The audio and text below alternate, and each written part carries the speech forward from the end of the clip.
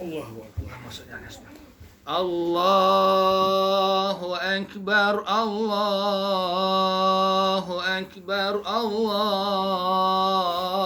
Akbar. La ilaha illallah, wallahu akbar. Allahu akbar walillahil hamd. Allahu Akbar, Allahu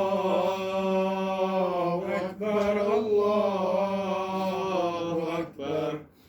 La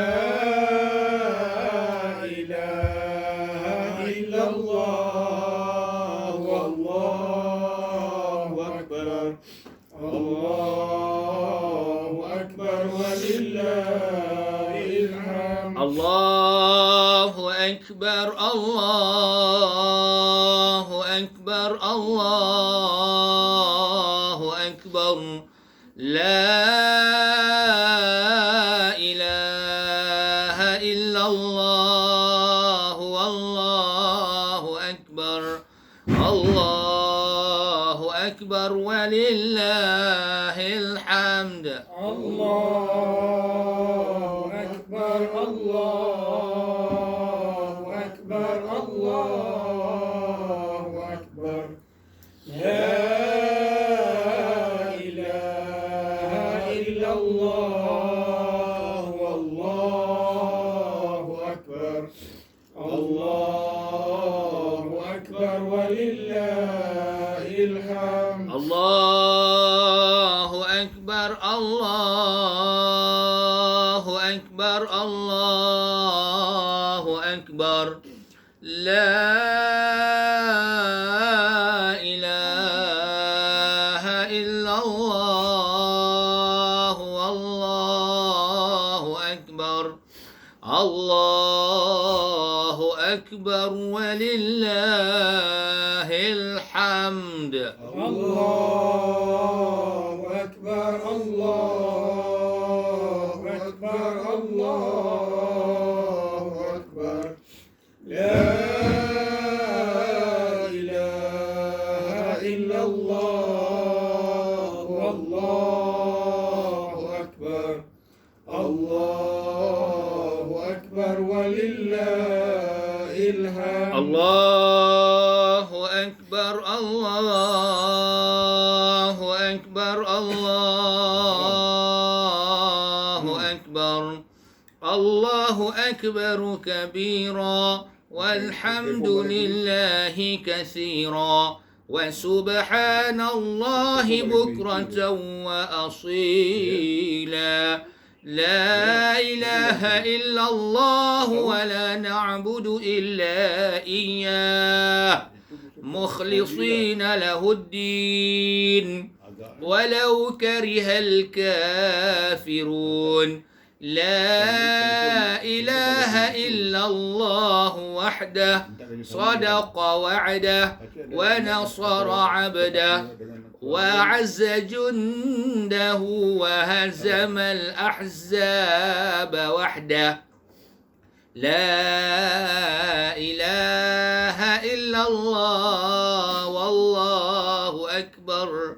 الله أكبر ولله الحمد. الله أكبر، الله أكبر، الله أكبر. لا إله إلا الله والله أكبر. الله أكبر ولله الحمد. فاتحة. بسم الله الرحمن الرحيم مالك يوم الدين إياك نعبد ونستعين إياك نعبد وإياك صراط الذين أنعمت عليهم غير المغضوب عليهم. بسم Bismillahirrahmanirrahim. Alhamdulillahirabbil alamin wassalatu wassalamu ala asyrafil anbiya wal mursalin wa ala alihi wa sahbihi ajmain. Allahumma inna nas'aluka al-huda wa tuqa wal afafa wal ghina. Allahumma inna nas'aluka al-'afwa wal 'afiyah fid dunya wal akhirah. Allahumma inna nas'aluka ridhaka wal jannah wa na'udzubika min sakhatika wan nar. Allahumma innaka 'afuwun karimun halimun tuhibbul 'afwa fa'fu 'anna wa an walidina wa an jami'il muslimina wal muslimat wal mu'minina wal mu'minat al-ahya' minhum wal amwat bi rahmatika ya arhamar rahimin. Allahumma taqabbal minna salatana wa siyamana wa qiyamana wa ruku'ana wa sujudana wa ta'abbudana wa takhashu'ana wa tadarru'ana wa tamim taqsirana ya Allah bi rahmatika ya arhamar rahimin. Wa sallallahu ala sayyidina Muhammad wa ala alihi wa sahbihi wa barik wa sallam. Subhan rabbika rabbil izzati amma yasifun wa salam. Alhamdulillah rabbil alamin. Wallahu minna wa minkum. Minna wa minkum taqabbal ya karim. Tu ada sekira ya. Asal kaya dia bisa lah. Yalah. Assalamualaikum warahmatullahi wabarakatuh. Alhamdulillah wassalatu wassalamu ala Rasulillah wa ala alihi wa sahbihi wa man tabi'ahu wa nasarahu wa walah. Asyhadu an la ilaha illallah wahdahu la syarika lah wa asyhadu anna Muhammadan abduhu wa rasuluh. Allahumma salli wa sallim wa barik ala sayyidina Muhammadin wa ala alihi wa sahbihi ajma'in. Subhanaka la ilma lana illa ma 'allamtana innaka antal alimul hakim. Rabbi shrah li sadri wa yassir li amri wahlul 'uqdatam min lisani yafqahu qawli. Allahumma iftah alaina futuhal 'arifin warzuqna fahman nabiyyin wa ilhamal malaikatil muqarrabin wa an tutliqa bihi an alsinatina wa an tufarrija bihi an qulubina wa an tashraha bihi an sudurina wa an tasta'mila bihi an abdanina birahmatika ya arhamar rahimin. Walhamdulillah rabbil alamin. Wa ba'du, qala Allah subhanahu wa ta'ala, a'udzu billahi minasy syaithanir rajim wa yatukabbirullaha ala ma hadakum wa la'allakum tashkurun. Sadaqallahul azim. Yang dihormati, dikasihi tuan rumah, Tuan Haji Nur Isman serta ahli keluarganya. Alhamdulillah, bersyukur kita kepada Allah Subhanahu Wa Taala kerana dalam pertemuan ini dapat kita bersama-sama berkumpul bertakbir sebagaimana yang menjadi suruhan dan tuntutan dalam agama kita. Zayyinu idakum bitakbir. Nabi kata, hiasilah hari raya kamu dengan bertakbir. Maka takbir ni Allah sebut dalam Al-Quran supaya walituknul iddata wa tukabbirullah ala ma hadakum, supaya kamu menyempurnakan ibadah puasa bilangan hari-harinya, kan? Dan kamu supaya bertakbir. Bertakbir ni maksudnya membesarkan Allah Subhanahu Wa Taala ala ma hadakum, kerana dia telah berikan hidayah kepada kamu. Mudah-mudahan kamu bersyukur. Kalau ayat puasa Allah sebut la'allakum tattaqun, berpuasa tu mudah-mudahan kamu bertakwa. Dan kalau sebut saja habis raya, habis puasa kemudian kita beraya, maka kita mudah-mudahan bersyukur kepada Allah Subhanahu Wa Taala. Jadi dalam kesempatan ni saya ucap terima kasihlah pada tuan rumah yang jemput saya malam ni untuk kita berhimpun. Tak lain tak bukan sebab menghidupkan syiar agama lah, bertakbir, kemudian selit sikit perkara yang baik, iaitulah bertazkirah. Abdullah Ibnu Umar dengan Imam Asy-Syafi'i mengatakan antara doa yang mustajab ialah pada malam hari raya. Jadi mungkin banyak orang dia tak tahu kan, doa-doa yang mustajab tu ada yang awal Rejab, malam Jumaat, malam nisfu Syaban, kemudian hari-hari 10 hari yang pertama dalam bulan Zulhijjah, kemudian juga malam hari raya. Itu antaranya lah. Jadi ada yang mengatakan juga malam raya Aidil Adha, itu kalau malam yang ke-10 Zulhijjah. Jadi kita hari ini berada pada waktu yang disebut oleh Ibnu Umar, sahabat, dan juga Imam Asy-Syafi'i, malam hari raya Aidil Fitr. Jadi lisaimi farhatan, Nabi kata bagi orang puasa itu dia ada dua kegembiraan. Pertamanya, kegembiraannya ketika mana dia berbuka puasa dan menyelesaikan puasa dan menyambut raya dia. Kemudian yang keduanya ketika dia bertemu dengan Allah Subhanahu Wa Taala. Jadi kita dah habis dah sepanjang bulan Ramadan ni dengan amal ibadah kita. Dan mungkin ada setengah orang dia rasa puas hati, ada setengah orang dia rasa tak puas hati. Dia rasa bila atau qadar. Ada orang kata malam 23, ada orang kata malam 25, ada orang kata malam 7, ada orang kata malam 29. Ada orang kat Saudi dia buat rakaman, kalau pernah tengok lah dalam YouTube yang terbaru kan. Dia buat rakaman tu daripada 10 terakhir tu, tak silap saya daripada malam 1 sampailah malam yang ke-29. Dia tengoklah rakaman dia tu. Jadi untuk matahari terbit pada malam pada pagi 27 tu berbeza dengan pada hari lain. Tu kan dia punya ni lah kamera dia kan. Dan Allah Ta'ala alam lah, mungkin betul, mungkin salah. Jadi kalau ikut daripada ahli ilmu, ulama kata kalau jatuh pada hari Jumaat tu malam hari ganjil, bukan malam, hari ganjil pada hari Jumaat, mana malam tu malam atau qadar, macam baru-baru ni 29. Allah Ta'ala alam, kita pun tak tahu. Tapi sebab itulah kita tengok kenapa dirahsiakan, sebab dia suruh kita memburu, mengejar dan mencari, bukan menunggu. Kalau tunggu memang tak sampai lah kan. Kalau jadi suruh tunggu.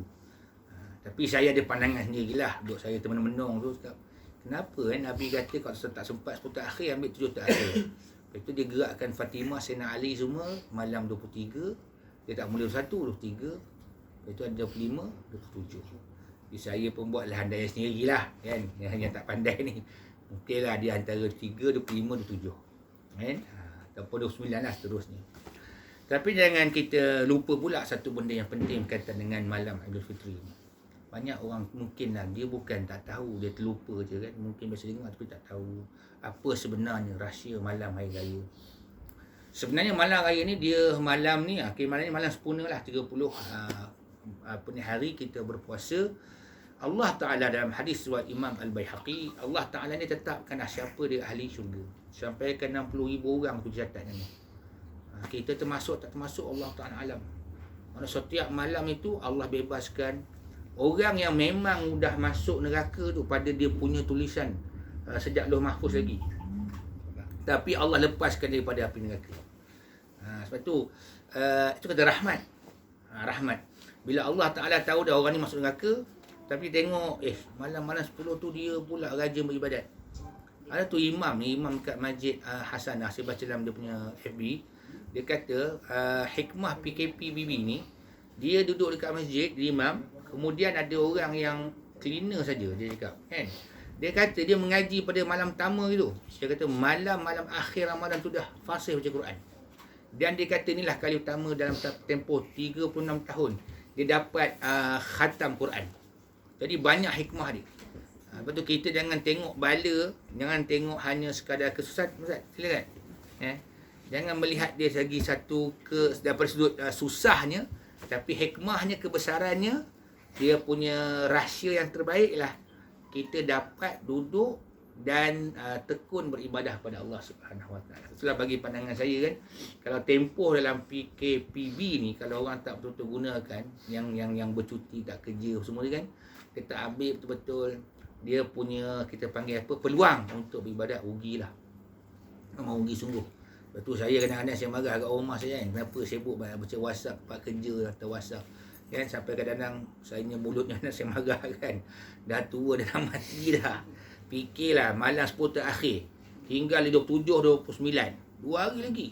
Patutnya kita jadikan budaya kan, jangan fikir kerja dah patutnya. Orang atas fikirlah anak buah dia bagi can dalam beribadah. Kita kerja ni memang tak pernah habis. Tapi peluang nak jumpa Ramadan ni tahun ni saja, belum tentu tahun depan jumpa lagi. Sebab apa? Yang pentingnya setiap orang Allah tuliskan dah. Kalau dia masuk neraka, tapi aku cakap, aku tengok dengan rahmat aku, dia akan masuk syurga. Soalnya sebab itulah para salafus salih, angkatan awal Islam di kalangan para sahabat tabi'in dan tabi'ut tabi'in, mereka ni sangat bimbang. Apakah amalan mereka Allah terima atau tidak? Bagi mereka nak beramal tak ada masalah. Dia bukan macam kita dengar je, kita akan buat tarawih 20, rasa macam masalah je. 8 tengok muka imam ni aku bengang tu. Dia baca si panjang lah, panjang lambat pula kan. Sahabat dia tak macam tu. Dia boleh buat. Tapi dia fikir satu je, Allah terima tak terima. Jadi dia tu, maksud saya salaf lah. Para salaf ni bukan sahabat dia, sahabat tabi'in dan tabi'in. Diorang ni boleh beribadat. Sebab tu Allah Ta'ala dia kata dah, innama yataqabbalullahu minal muttaqin. Allah hanya terima amalan orang bertakwa je. Lepas tu puasa tu elok sangat. Kenapa kita disuruh banyak ibadat? Sebab takwa ni ada pada orang berpuasa. Sebab sepanjang dia puasa tu dia latih nafsu dia. Nafsu, aku siang tak makan, tak minum, tak bersama dengan isteri. Malam kan pula aku nak bertahajud, nak bertarawih dengan berqiyamullah, baca Quran. Maka bila kita dah kurang makan, pun kita ni rajin beribadat. Antara sebab kita ni susah nak ibadat kadang-kadang sebab kena makan. Yalah, kalau normalnya makan tu 3 kali sehari. Tapi kalau dah 5 kali, 6 kali sehari tu dah abnormal kan. Itu biasa, tu normal. Kan, saya pun begitu juga kadang-kadang. Kita banyak tidur, banyak berehat kan. Tapi bila kita tengok puasa saja, dia latih. Lepas tu lah bila kita dapat mengisi ruang yang ada dalam sepanjang Ramadan, kita rasa macam sedih je kan. Tak ada dah. Tahun depan ni dapat lagi jumpa tidak. Dan bagi saya lah, rumah saya kata pun, tempoh 22 tahun kahwin ni dah pertama kali dapat daripada awal mana sampai habis berimam dengan saya. Tidak satu hari tak pernah. Ya, masjid surau kan. Nampak tak? Tazkirah. Jadi sebab itulah kenapa sampai ulama bahas pula yang baru ni orang sibuk viral kan, 10 terakhir bolehkah kita beriktikaf dalam rumah, sampai dibahaskan bab tu. Kenapa? Sebab kerana orang dulu mengambil berat tentang iktikaf 10 terakhir. Tak boleh buat kat masjid, buat kat rumah. Tapi dengan satu tempat yang dia duduk semayang tu lah tu tempat iktikaf dia. Berat tu maknanya orang dulu tu dia fikir sampai gitu. Kita fikir lain kan, fikir makan raya ni nak masak apa kan. Dia fikir gitu kan. Tapi orang dulu tak, dia fikir 10 akhir ni macam mana. Sebab tu saya dulu pernah masa dekat Madinah, alhamdulillah rezeki kalau 10 Ramadan tu dapat lah pergi sana kan. Kalau jumpa satu orang hamba Allah ni katakan nak pergi tempah jubah ke kedai dia je. Tanya dia mana pakcik ni cakap, dia iktikaf lah 10 akhir. Tapi dia jawab pula lain dengan kawan dia lah, macam aku tak, aku ni fikir dunia je. Maknanya dia rasa diri dia gitu kan banding. Jadi tengok budaya orang sana kan. Budaya orang sana, ustaz kita orang ustaz Yaman kan. Di mana tu dia budaya orang Arab ni, dia kalau 10 akhir ni kan, kalau yang kerja walaupun dia nak pulun betul-betul nak cari orang tempah baju kan, duit kan. Tapi dia cakap tak apalah 10 akhir ni biar dia ikatkan diri dia dalam masjid untuk beribadah. Baiklah. Rahsianya malam dalam bulan Ramadan. Tadi saya sebut tadi yang sampai habis penghujung tu Allah tetap siapa masuk syurga kan. Yang bebas daripada neraka. Ada tak lagi amalan kita buat besar lagi pahala dan ganjaran dia untuk malam hari raya pula? Ada. Yang Nabi kata man qama lailatal aidaini muhtasiban lillahi lam yamut qalbuhu yauma tamutul qulub. Siapa yang menghidupkan 2 malam raya, itulah malam Aidil Fitri dengan Aidil Adha, muhtasiban lillah, memang dia mengharapkan Allah balas dia pahala. Maksudnya apa? Buat qiyamul lail. Maka hati tidak akan mati. Hatinya tidak akan mati pada hari waktu semua hati sudah mati. Terjemahan mudahnya atau tafsir mudahnya, masa hari kiamat besok dia bangkit, hatinya hidup. Maknanya Allah Ta'ala akan pandang dia, akan hisap dia, akan balas kepadanya syurga. Balasan di syurga orang yang menghidupkan malam hari raya Aidil Fitri dan Aidil Adha. Maka buatlah solat tahajud. Jangan kita tengok sampai 30 hari aku dah tahajud, nak relax lah malam ni. Rugilah maknanya. Malam juga malam kita doa, kita makbul. Lepas tu masa saya zaman budak-budak dulu lah, tengok dah takbir doa pula. Takbir lah doa, kenapa kan? Rupanya tengoklah hadis sebut pasal doa makbul di malam hari raya kan. Kadang-kadang kita bawa balik belajar, kita dah rasa macam Nabi tak buat lah rasanya, tak takbir je kan. Mana doa Said. Rupa kita tak jumpa lagi ada hadis yang lain kan. Ada bicarakan perkara demikian. Tambah zaman sekarang ni kan. Orang balik-balik cerita, tengok benda pelik sikit, orang lain tak buat, hadis tak kata, dia kata tak ada kan. Tak ada riwayat kata doa tu. Padahal terlupa kita ambil secara umumnya, maknanya malam ni malam doa kita mustajab. Malam ni lah malam yang tahajudnya lebih dapat kelebihan dia punya ganjaran dan pahala dia. Dan itulah dia waktu yang Allah mustajabkan doa. Allah pandang amal-amal hamba-Nya pada malam ni. Biasanya orang miss lah waktu malam macam ni kan. dah penat tidur lewat. Mujur ada PKPB ni, kalau tidak kan baraan balik pukul 1 ke 2 dah tak bangun dah. Bangun-bangun baran. Gambaraan. Baran. jadi tak apalah, maknanya kalau itulah saya kata, kalau orang tu concern dengan amal ibadah, tak kisah dia tidur ke 2-3 lebih, dia akan ambil kelebihan untuk bangun malam. Tujuannya sebabkan dia menilai malam ini antara yang Nabi sebut malam yang punya kelebihan lah, yang dia bangkit ke hari akhirat besok. Orang lain dah bimbang, dah risau, dia tak risau dah. Sebab apanya, saya dah tahu dah, aku sudah bersiap sedia sebelum aku mati lagi. Aku dah ambil dah hari-hari yang ada fadilat-fadilat dia untuk beramal, beribadah. Dan perkara-perkara sunnah kita lakukan pada hari raya kan. Penting lah ni. Bangun-bangun pagi tu disunatkan kita mandi sunat hari raya. Mandi sunat raya ni dengan mandi sunat Jumaat dia tak sama. Mandi sunat Jumaat ni disunatkan lepas waktu subuh. Tapi kalau mandi sunat hari raya dia sebelum masuk waktu subuh. Jadi bangun pagi tu sunatnya mandi dulu. Mandi niat saja mandi sunat hari raya. Dapat juga pahala insya-Allah, sebab kita tak semayang kat masjid kat tempat ramai sangat kan.